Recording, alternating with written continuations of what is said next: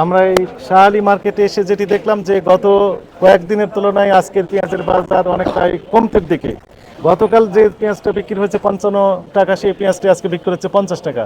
Even আমরা দেখলাম 43 টাকা থেকে শুরু হয়েছে, 43, 44, 45, 48, 50 এই রেটে বিক্রি হচ্ছে দেশি পেঁয়াজ, বেস্ট কোয়ালিটির পেঁয়াজ।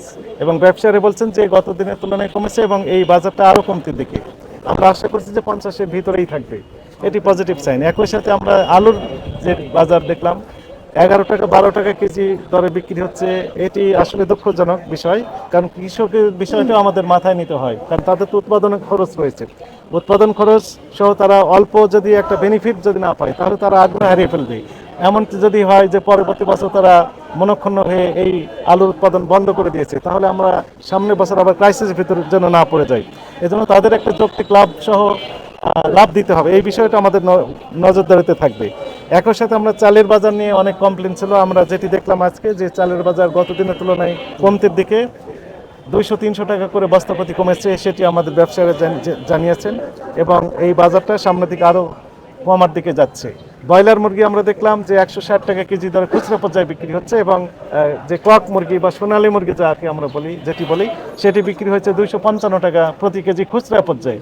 অনেকটা পজিটিভ সাইন আমরা দেখতে পেলাম। অর্থাৎ বাজারের যে নিত্য প্রয়োজনীয় পণ্যের মূল্য যৌক্তিক, স্বাভাবিক এবং ভোক্তাগণের ক্রয় ক্ষমতার মধ্যেই আছে, বাজারটা স্টেবল আছে।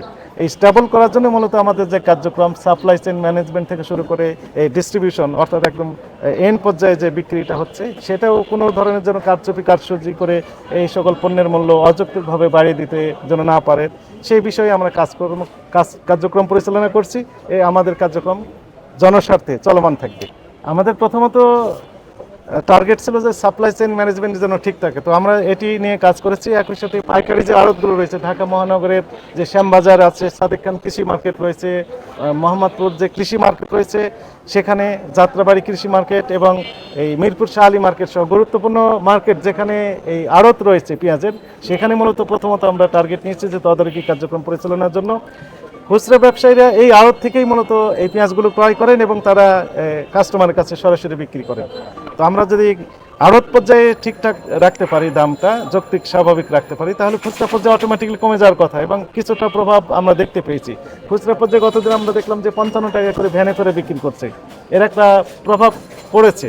আমাদের কার্যক্রম খুচরা, পাইকারি এবং একদম যে হাই মানে কি বলবো যে প্রোডাকশন লেভেল, সব লেভেলেই আমরা তদারকি কার্যক্রম পরিচালনা করছি এবং এটি আমাদের অব্যাহত থাকবে।